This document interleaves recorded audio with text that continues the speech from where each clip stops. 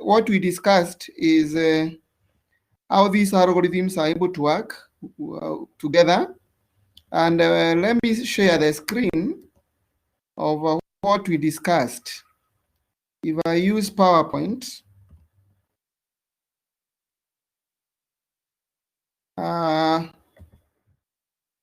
just a minute.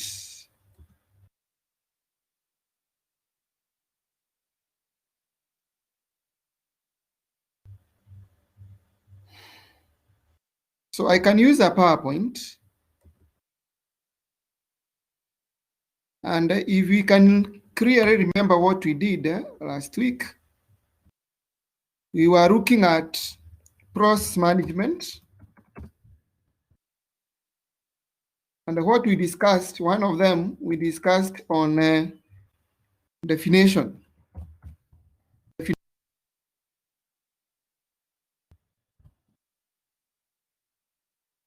Of process management and others. Remember, we talked about processes from a program.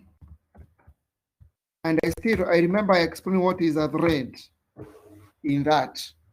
So in that explanation, you can be able to understand that now process has a way that these are supposed to be executed. And that's why we said they must be organized through what you call the PCB. And this PCB is the one that we said, there is a structure that organizes the process in execution. That is before execution. So when they organize the processes or process in before execution, now we said these processes are supposed to move from one point to another. And if they are moving from one point to another, that's why we discussed with what you call the process state. And I remember I said, if you look at the notes that I have here, maybe I can share the notes that I have here. We said mostly a process is composed of two states, mainly two states. And those are the process models. So we talked about the process state, and we talked about the process models. So if you look at those two definitions, those two things, they have different definitions. And when you look at the process state, we are looking at the transition. That is what we said. But these ones, we are looking at maybe the time, or we are looking at now the moment a process executes. So the time a process is doing an action. And this action can either be preemptive. That's why we say we have preemptive, we have running, and then we have not running state. So those are models that we have. We have a not running model and we have a running model. So out of these are the ones that are now forming what you call the process state. And this process state are now the transitions that we have within a process. So in these transitions, we have to look at now, we start with new. When a process is being created, we have already, the process is waiting to be assigned to the processor. Then we have running, process instructions are being executed and waiting, maybe the process is waiting for a certain input-output function. And this is now the structure that we have in this conference for this input-output management. And if you look at this structure that we have, we always have new, then we have ready, then we have running, then we have termination, then we can block our process. But the moment we are trying to execute this process, now we are moving, or we are taking this process maybe from a secondary storage, and then we admit. So when you admit is when we now take it to the queue, and we can now assure whether the process is supposed to be executed. So if it is now supposed to be executed, that is the time that we do what you call dispatching. So dispatch is now you distribute the function. So in this case is where we are having the CPU in the execution. So the CPU is executing some jobs, and it is able to execute all the processes that we can have within the execution. Then sometimes we always have a process that has an issue, maybe in terms of resources, maybe in terms of the time management of that, and that is when you do what you call timing out.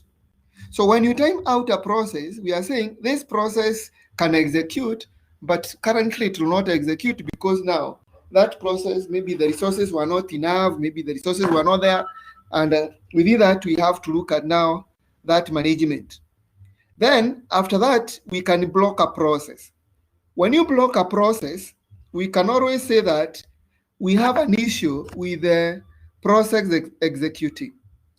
And within this process executing, that is when we can say the process is waiting for a certain resource, or the process has been given those resources. So if it is waiting for those resources, it might be the resource that you are trying to wait is not available. So we cannot keep on waiting in the queue or in the CPU, where now we can always lead to some disruption of other processes that we have. Now what we do, we block it. Now we can block a process, that's what we said. If this process, maybe the time has lapsed, maybe the resources are not available, and many other. I think we did that. And what we said is that if you can look at these processes, they are all controlled by this called process control block. Each process is represented in operating system by process control block, also called task control block.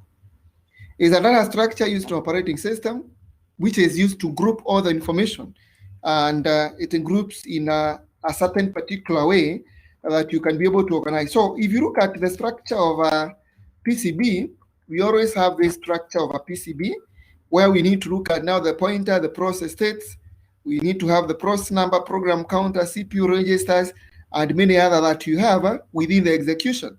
So within that, we can also say that now process number is the number of a process. Remember, when you take a process in the memory, we don't take a process by name, we take it by number. Then after that, we can be counting on and over, looking at now how the process is supposed to execute one after the other. And this is now the way it can be able to organize the executions of these processes. And for you to organize this execution of processes that we have through PCB, identifying a process that has to execute, already we have a process that is pointing to, maybe we have this process is in the new or ready state. Which state are you in? Program counter, which process is the next to executed? Then you store it somewhere, maybe temporarily, so that it can be used for the execution. That's why we said we need to use what you call the process scheduling. And this process scheduling, we said we have two types of process scheduling, and scheduling is now a way of handling a process in a pipelined manner or in an organized way that the users will be able now to say, this is process one that is supposed to execute this process two. If you look at the most of the execution within the operating system, we always look at a point where we are executing a job, and the moment we are trying to execute a certain job, we cannot have two jobs executing at the same time. So we must have what you call pool, and that process is always stored on a buffer. So if you look at the process execution, we can say process is stored on a buffer waiting to be. So this buffer is the one that we are calling register. So we are storing it in a register, awaiting for another process to trigger it so that it can execute, because you cannot have two processes executing at the same time.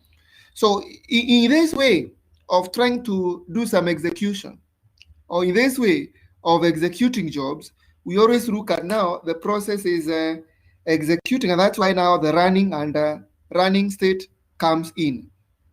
And that's why we say there, these scheduling algorithms, one of them is what you call the medium. We have the medium, then we have the short term, and then we have what you call the long term. We have the long term. The moment we talk about the medium, we are saying these processes are being swapped. So we are swapping. Now we need to ask ourselves, when are we supposed to swap process? When you look at short term, another name for short term is what you call dispatcher. It is called dispatcher. Where now we are looking at now the CPU. We are looking at the CPU. When you look at the long term, we are looking at the external storage. External storage for storing data. So in this case, what we can say, this scheduling, either the process can be used in swapping a process, or it can be used when you are doing some execution, or when you are pulling some jobs from the secondary storage. And in this case, that's why we understand that if you are having a process, and I will use paint, if you are using a process, and this process was trying to execute, but the job that it was trying to execute, it was not able to accommodate everything at that time. So if it was not able to accommodate everything at that time, now we can say this process has already been swapped. So just a minute. So we look at now, we are having a memory, and this memory that we are having, person in this conference. And then we have another memory here. So these two memories that we are having here, we can say one of the memory that we have is what you call the physical memory. We have what you call the physical memory. And when you talk about the physical memory, we are talking about either RAM, maybe we are talking about maybe storage like ROM, maybe we are looking at registers,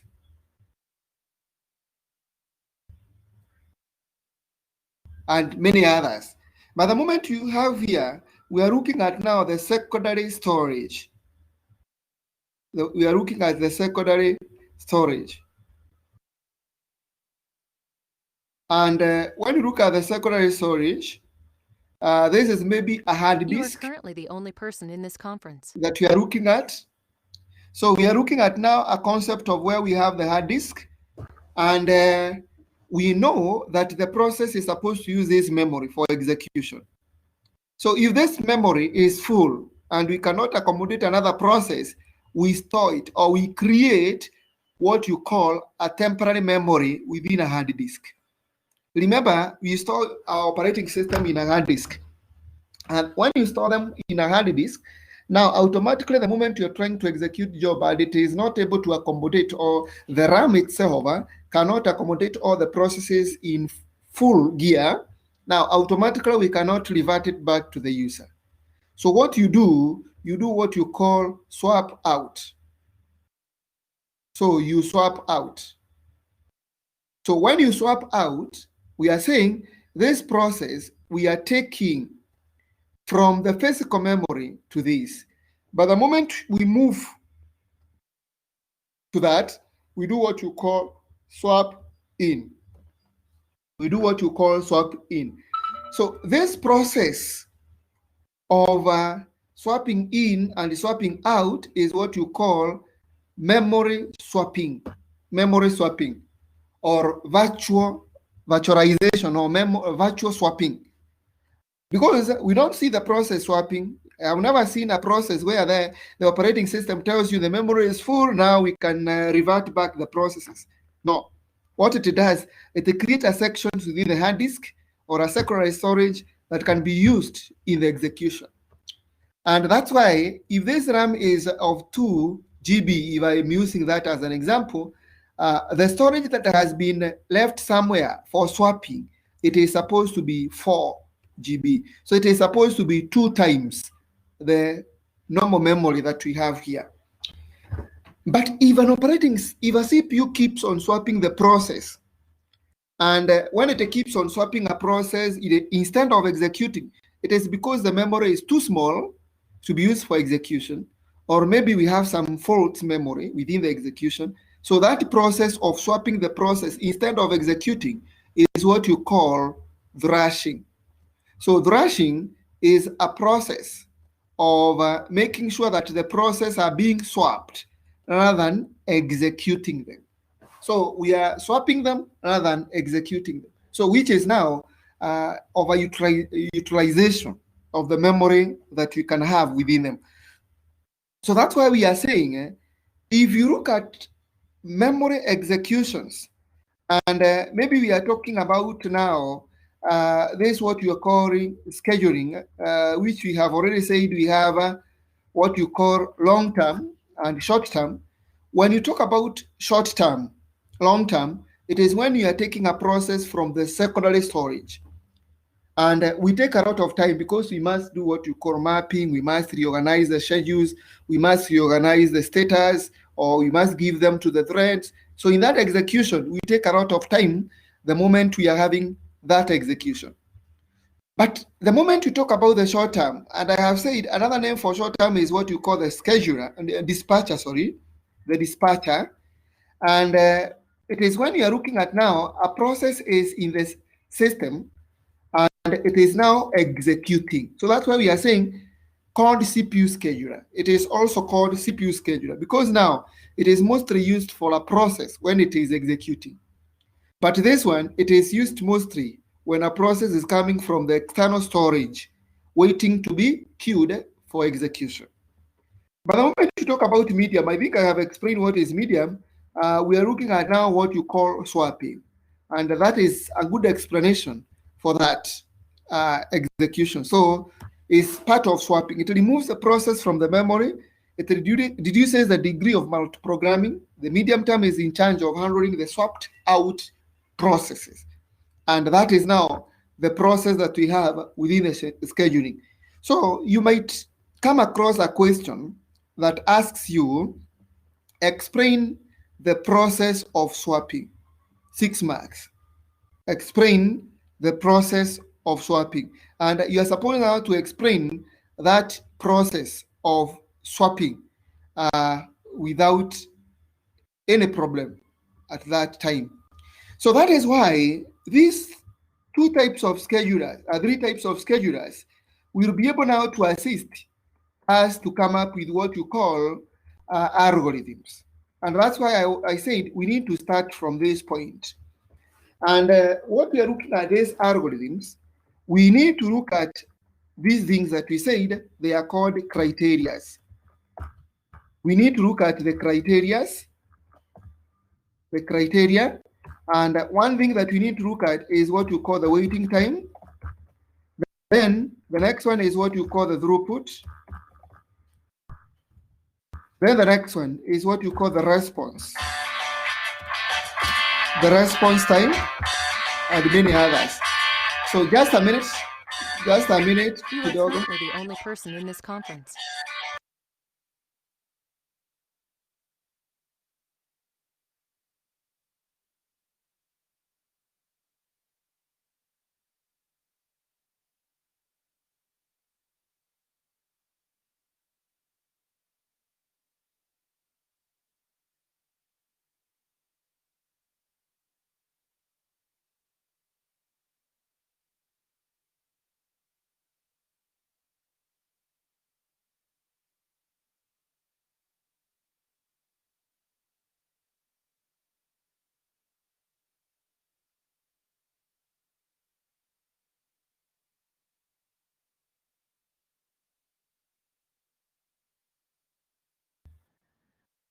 So what we are saying is that we look at the process when it is swapping.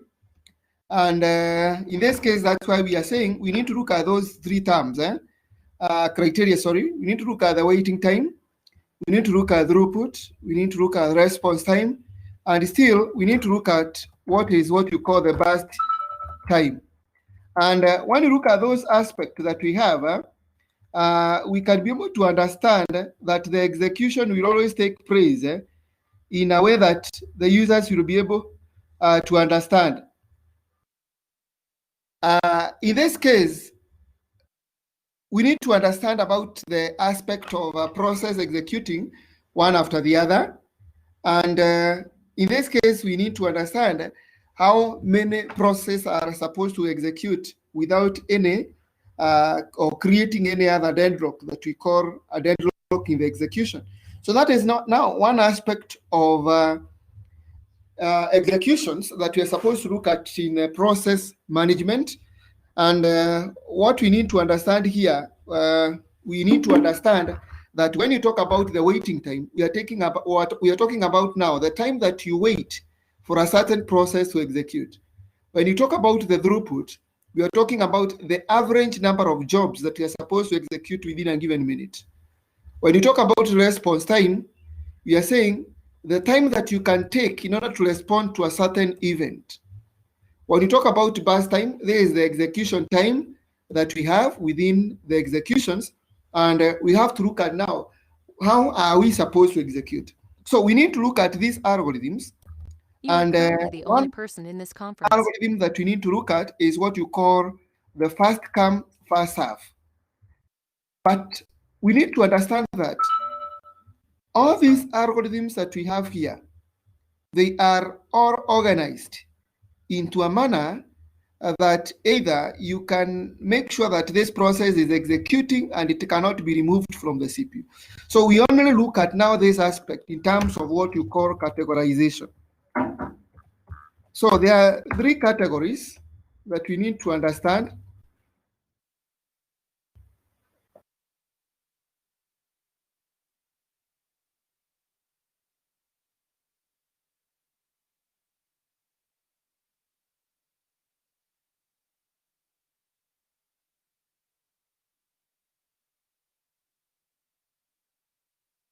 So in this case, we are looking at now the algorithms that we are supposed to use. And these algorithms are always categorized into two, sorry. And one category that we have is what you call the preemptive, and the next one is what you call the non-preemptive, So when you talk about preemptive,